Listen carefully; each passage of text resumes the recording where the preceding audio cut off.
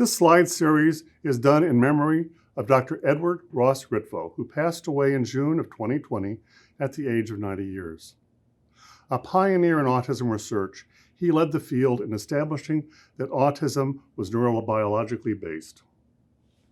A graduate of Harvard and a U.S. Army veteran, he spent his entire academic professional career at UCLA.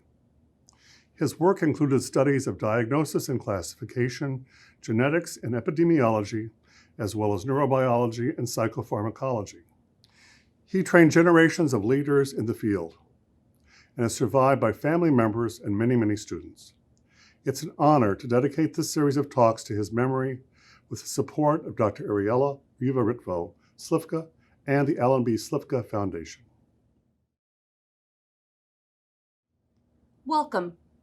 I'm Deborah Puglia. I'm a member of the team at the Center of Excellence on Autism Spectrum Disorders at Southern Connecticut State University in New Haven, Connecticut. Today's topic will be an introduction to data collection. Today's presentation is part of a series of videos that the team at the Center of Excellence has developed. Our objectives for today are to explain the importance of data collection, to identify the dimensions of behavior for data collection, and to explain how to collect data for different dimensions of behavior. The next three slides contain terminology that I will be using throughout the presentation, and they are there for your reference. In terms of data collection, we use data to determine a student's baseline of behavior, their current level of functioning, their progress, and consistent, accurate data is required in order to make this determination. So during this presentation, I am hoping that your team will learn how to create a data collection system that works for you. Research has shown that subjective measures of student performance are not very accurate. Every student that receives special education services has an IEP, or an individualized education plan, and that contains goals and objectives on which the education team has to report the student's progress. And in the past, we have used teacher observation as a measure of student performance, and that is okay in some situations, but we have really tended toward more data-based decision-making and reporting, and this is why the data collection is so important. It's important that we have regular systematic data collection, and we use that to monitor the student's academic, social communication progress, also to evaluate the effectiveness of the methods and strategies that we're using with our students. So it's a check for us as well. Collaboration is a big piece of the data collection process. Paraprofessionals often follow a student through their school day in many different settings, and they are often crucial members of the team in terms of data collection. Before we proceed any further, we need to talk about observable behaviors. And writing observable, measurable goals and objectives is another entire presentation in and of itself. But I do want to bring it to your attention before we proceed. If we have a concern about Billy that he annoys his friends, we really don't know what annoying means. We have to define that behavior.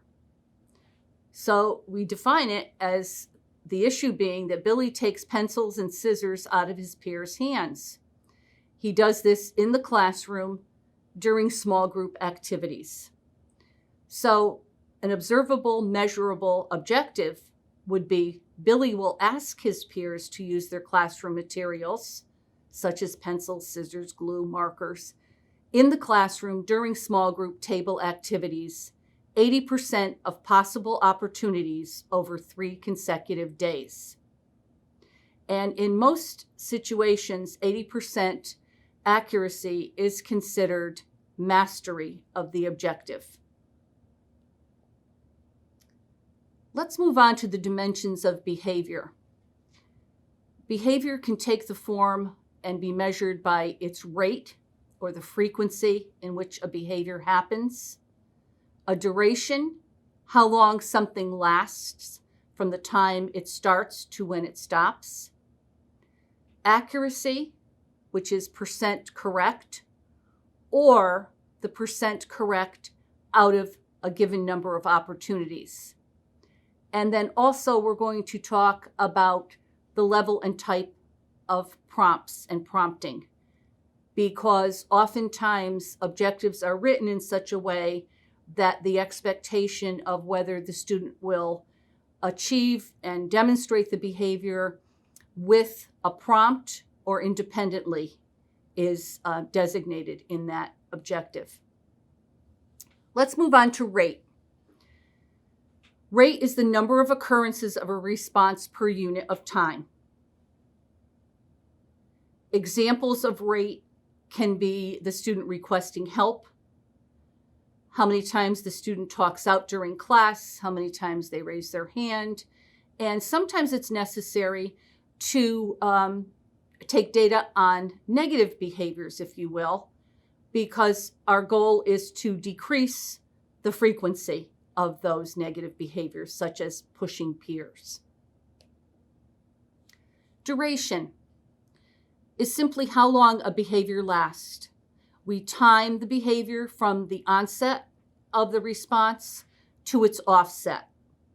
And examples of duration are on-task behavior. How long does a student maintain on-task behavior during a given period of time? How long do they play with peers? And again, the negative part, how long might they resist doing the assignment in front of them? Accuracy, percent correct, such as spelling words correctly. Or it can also be the proportion of opportunities in which a behavior occurs versus when it could have occurred. For instance, in our example with Billy, we would calculate percent of opportunities as well as the number of behaviors of him requesting the instructional supplies. So again, that specific target behavior is crucial here. You have to know exactly what you're looking for. Other examples are saying please and cutting in line. If we answer a few questions about our target behavior, we can arrive at a useful data collection system. The following flow chart shows in exactly a way that we could go about as a team asking ourselves those questions in order to determine which data measurement system we're going to use. So we start with the target behavior and we ask, can it occur anytime or only possible in certain specific situations? If it can occur at any time, we ask, is each instance different or is each instance the same? If the instance can be different, that would lead us to duration measurement. If each instance is the same, that would lead us to rate or counting measurement. If we go to the other side, the green part of the flowchart, and we had said it is only possible in specific situations, we then consider percent of opportunities or percent correct, going back to that accuracy. This is a simple data collection form, which should include a target behavior, the key information of when you want to note the date that the data was taken, who took the data, the teacher, the paraprofessional, the occupational therapist, the speech language pathologist. So we ask that staff put their initials in that particular area on the collection form. And also the activity. What activity was the student engaged in when you were observing? Was it at recess? Was it Billy at a small group center in his classroom and they're doing some type of a cutting and pasting activity? And then how? Our data. What measurement system are we going to use for this data collection for this particular target? And again, go back to the flow chart and ask yourself the questions if you were unsure. This is just a basic example. Here is an example of data collection for rate. And what the staff member did here was just to tally the number of behaviors during a certain time period. And again, the staff initials, oftentimes staff will say, well, why do I have to indicate that I took the data? And the reason is we like to see patterns of behavior. We're going to talk about that in a little while. And oftentimes a team might have questions about a certain data, and maybe it's different. It doesn't seem to be typical. And the staff member that took the data can often be very helpful to the team in saying, you know, I noticed Billy was having an off day, and other examples. The activity is reading, and the behavior we're looking for is the student requesting help during that reading period of time. So the staff member took a count, noted the duration of the observation, and then was able to determine the rate of that behavior. Let's move on to duration data collection. Again, that's the time that a behavior started and stopped. Date, staff initials. This time the activity is a center time, perhaps for younger children. And the behavior that we are taking data on is the student engaging with peers. So the recorder indicated the starting time that the student began engaging with peers, and then noted the ending time, and was able to get the duration of that particular behavior during that center time. Next is accuracy, the percent correct. As you can see, date, staff initials. The activity this time is a language arts class, and it involves spelling words. And very simply, the staff member noted the number of words that the student spelled correctly, the total possible number, and then got their percentage. Here is the percent of opportunities, and I used our friend Billy and his objective that we had talked about before, where we record the number of target behaviors and we divide by the number possible. So I was the staff person who took the data. The activity was a small group. Our behavior was requesting materials. And then with tally marks, I just noted the number of the times that he requested materials, the number of target behaviors to proficiency, that is the number of opportunities Billy had to request materials, and then I got my percent correct. I want to talk a little bit about prompting. As I mentioned at the beginning of the presentation, this data collection presentation is one in a series. And Dr. Karen Mears, a member of our team at the center, has a separate presentation on prompting in which she goes into much more detail than I will here today. We need to talk about the level and type of behavior. Level and type of prompting. Independent versus a prompt. So as I mentioned before, when we write objectives for our students in their individualized education plans, we often indicate whether we expect that they will master that particular behavior or task independently or with a prompt. Prompts go from most to least and least to most. And if you can sometimes picture a continuum, it will show a slanted line with most at the bottom and the least at the top.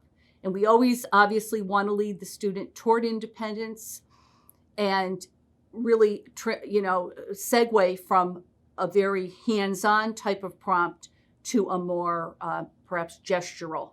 So those are the types. You can have a physical prompt, such as a physical hand over hand with a child to hold scissors while they're cutting out a square on construction paper.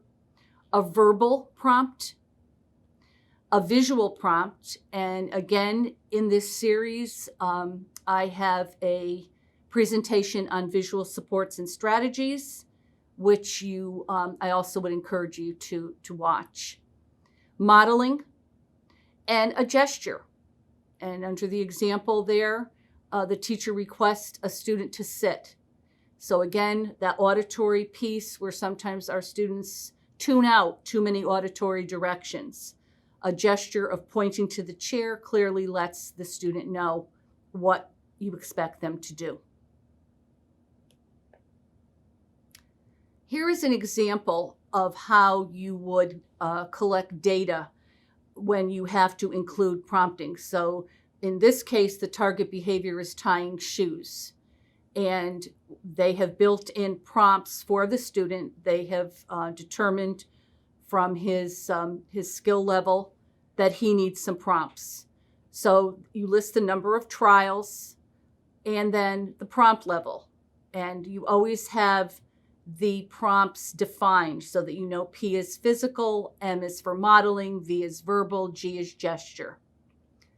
And for the first trial, second trial, the staff member gave the student a physical prompt, perhaps a hand over hand with the shoelaces. Then by the third trial, they modeled tying shoes. Then moved to a verbal, perhaps just giving them some verbal steps. And then finally, by the fifth trial, they were moving to just a gesture, and then really didn't provide any prompts for the sixth and seventh trial. And then you record the student's performance, how he did tying his shoes with the prompts, and then independently without the prompts. And as you can see, this data is showing us that the student independently by that sixth and seventh trial was able to tie his shoes independently without a prompt. And again, Dr. Mears will provide you with much more detailed examples. Let's talk a little bit about electronic data collection. The advantages are that electronic data collection is efficient. It's possible to collect more data.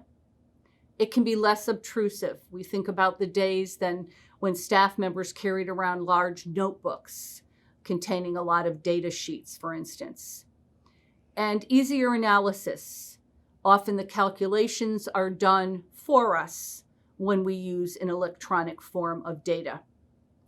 Disadvantages can be the cost, data tracking.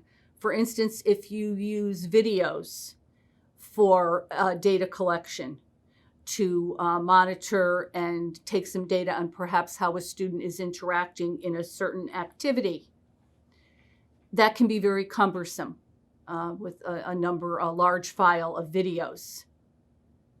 Confidentiality issues always must be taken into consideration. Think about if you were videoing your student with the target behavior.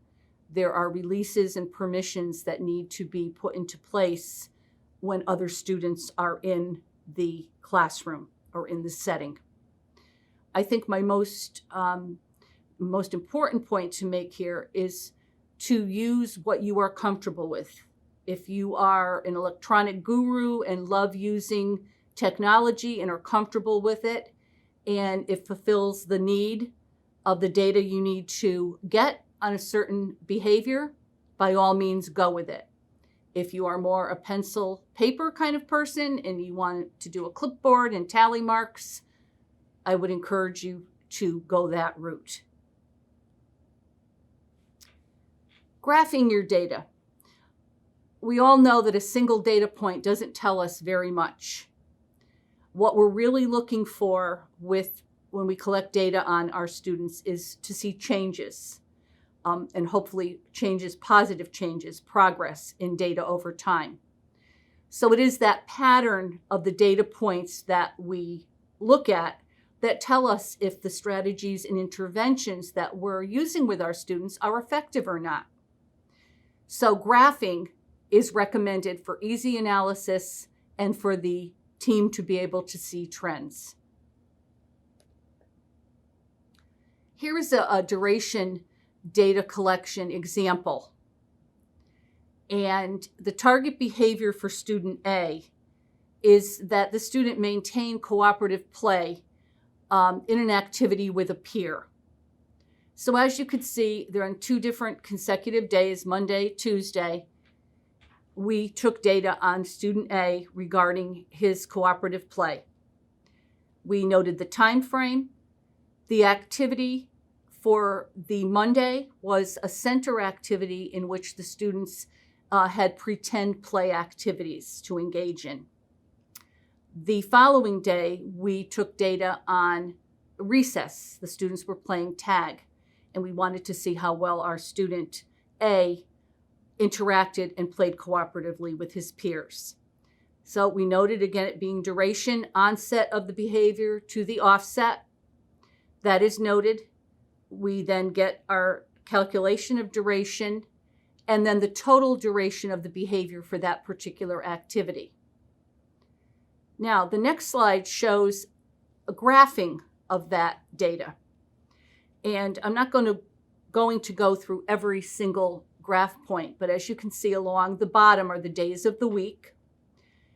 On the horizontal axis and on the vertical axis is the number of times, the duration that we took data on of the student engaging cooperatively with peers.